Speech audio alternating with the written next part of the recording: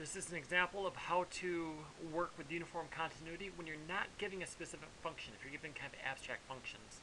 So I'm going to prove the following. If you have f and g, both are uniformly continuous on A, and you have another function h that's just made up by adding those two functions together, then h is also going to be uniformly continuous on A. And this is roughly how most of these proofs go. So here's the proof. So we're going to let epsilon be bigger than 0. That's the way the proofs normally start. Then there's going to exist a delta 1 bigger than 0 such that x minus a less than delta 1 implies f of x minus f of y less than. Now, I'm kind of giving you a thought-out proof, so this is not really scratch work. This is how the proof would actually go. We're going to see that epsilon 2 over 2 is the right thing to do for all x and y belonging to A. Right? I'm just using the fact that f is uniformly continuous, and this is all uniform continuity tells us. Also, I know there exists a delta 2 such that x minus y less than delta 2 implies g of x minus g of y is less than, again, epsilon over 2 for all, I'll start over here, for all x and y belong to A. Right? So that's, again, just using the uniform continuity of G, and it's unclear, should be unclear to you right now why I'm going to use epsilon over 2, but we'll see in a second.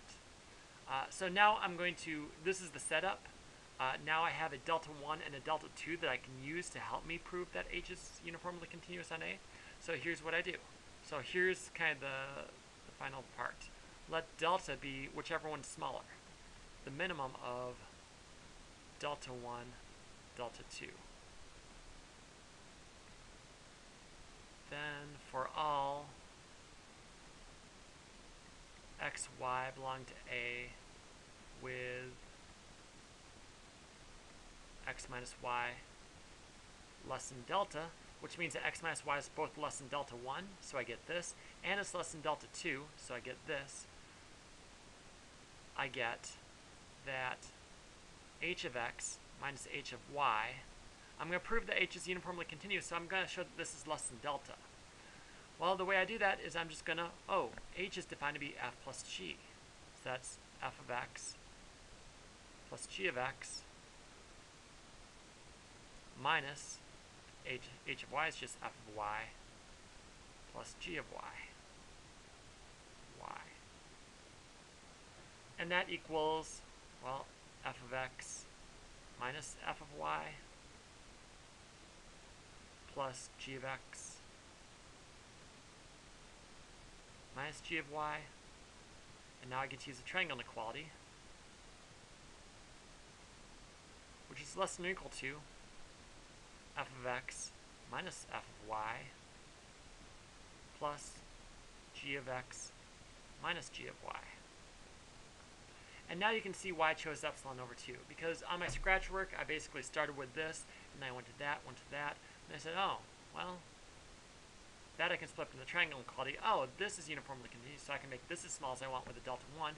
This is uniformly continuous, so I can make that as small as I want with a delta 2. So if I make them both less than epsilon over 2, it's going to work out, right? So since x minus y is less than delta, that means x minus y is less than delta 1, so this thing is less than epsilon over 2. And since x minus y is less than delta, x minus y must be less than delta 2 because delta is the minimum.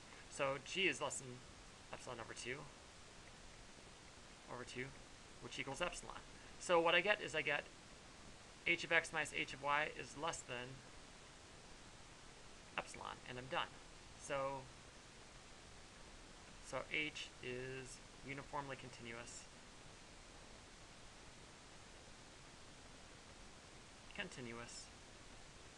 Oh, my pen stopped writing. On A, and I'm done.